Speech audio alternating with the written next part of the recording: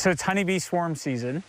And so the way that honeybee colonies reproduce during the spring and summer, once the colony's packed out with eggs and brood and honey and pollen, the queen actually takes off, and she'll take anywhere from 30 to 70% of the bees with her, and they go off looking for a new home. Of course, if they make their home underneath somebody's siding or in a wall or in the attic, it's a bit of a pain for homeowners. So when people see swarms out and about, a big ball of bees usually hanging off of a tree or something, the Nova Scotia Beekeepers Association has a list that they maintain. They have a Facebook group where you can report a swarm that you see and call up one of us. Or somebody will answer a post on the Facebook page, and somebody will be dispatched to go take the bees off the tree and put them in a safe new home instead of them making their house in somebody's garage.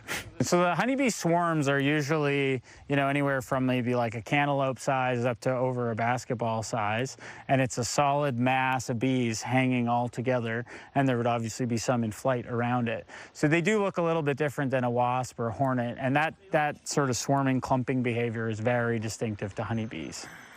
So there's the queen bee. She's got a blue mark on her. So they look a little different than a bumblebee. They're a solitary bee.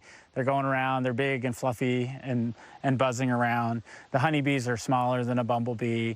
They look different than a hornet or a wasp, usually smaller than those as well. Instead of like a black and bright yellow, they're usually sort of like a slightly more muted colors. They don't have hair on their bodies. Generally speaking, like a swarm of honeybees is relatively docile, but if you don't know what you're doing with them, obviously it's best to call a professional.